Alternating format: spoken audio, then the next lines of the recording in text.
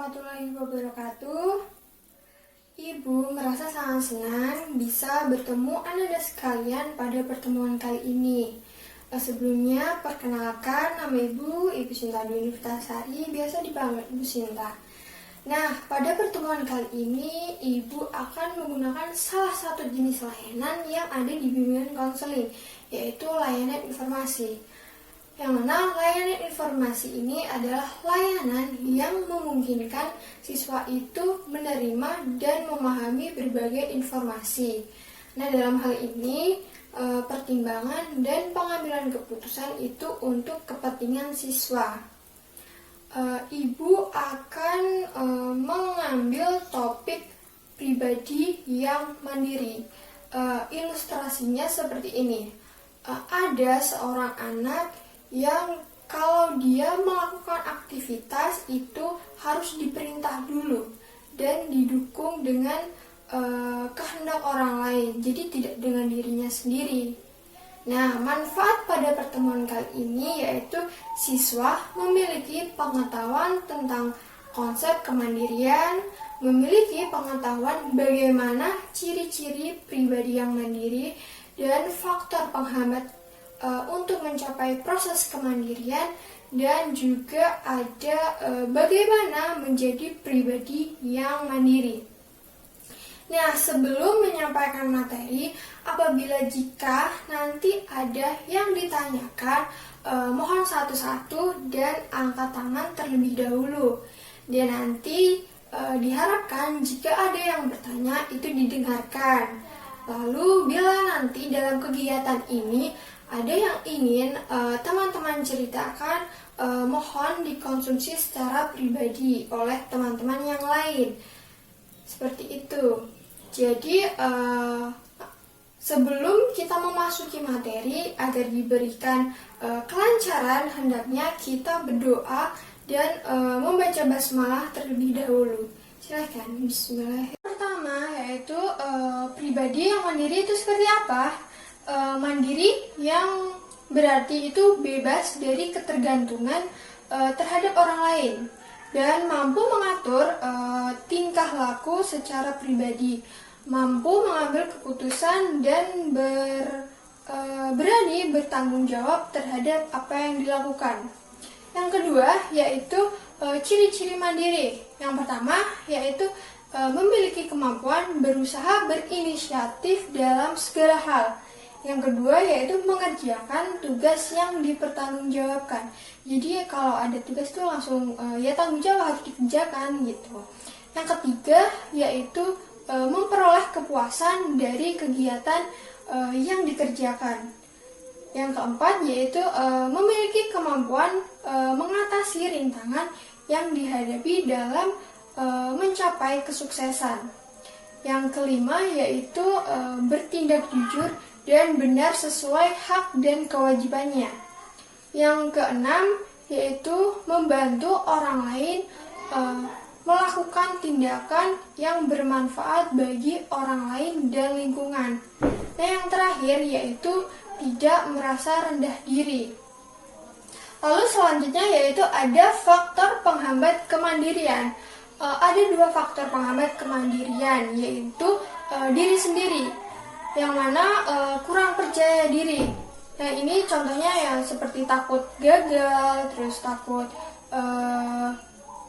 untuk kayak terlalu terbiasa nyaman dengan gaya yang dimanjakan gitu. Yang kedua yaitu ada dari faktor orang tua. Terkadang orang tua itu tidak mau repot dalam melatih anak, sehingga cenderung membiarkan anak yang mengalami kegagalan itu orang tua itu menghukum anak. Nah, hal ini itu membuat anak menjadi takut. Selanjutnya yaitu bagaimana sih cara menjadi pribadi yang mandiri. Yang pertama, Ananda belajar membuat keputusan untuk diri sendiri. Nah, kehidupan itu memang tidak lepas dari yang namanya keputusan. Ya, sebaiknya Ananda kalau belajar untuk dapat membuat keputusan bagi diri Ananda sendiri. Nah, mungkin Ananda bisa meminta saran atau pendapat dari orang lain, namun sebuah keputusan tetaplah Ananda yang harus melakukannya. Yang kedua yaitu jangan terlalu sering meminta tolong kepada teman-teman Ananda.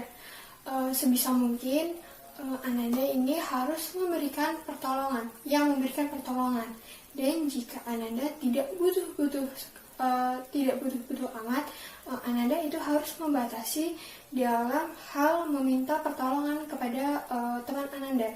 Memang manusia itu adalah makhluk sosial yang saling membutuhkan, namun jika terlalu sering meminta pertolongan padahal Ananda ini sanggup untuk melakukannya, jangan meminta pertolongan.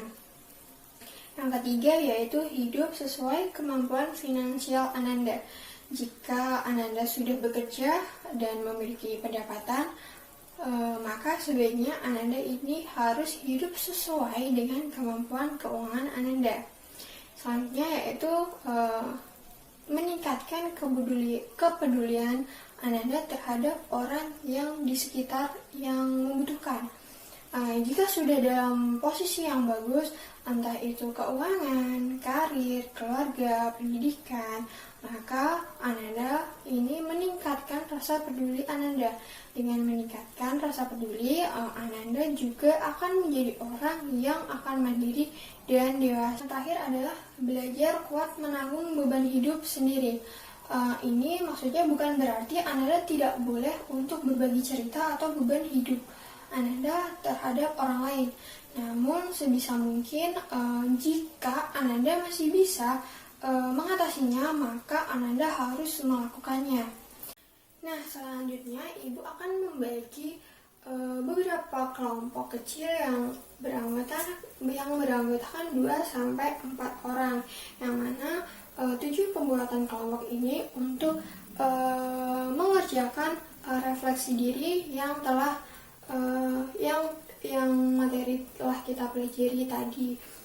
Untuk itu silahkan mencari kelompoknya masing-masing sesuai dengan sudah mengerjakan refleksi diri, dikumpulkan ke depan kepada Ibu perwakilan saja ya.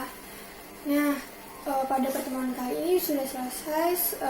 Biarkan Ibu sedikit memberikan kesimpulan atau mereview materi pada pertemuan kali ini, yaitu yang mana kemandirian itu merupakan sikap dan atau perilaku yang ditujukan pada diri sendiri tanpa adanya pengarahan dari orang lain. Nah, orang yang mandiri itu pasti akan melakukan atau mengerjakan sesuatu dengan kemampuannya sendiri.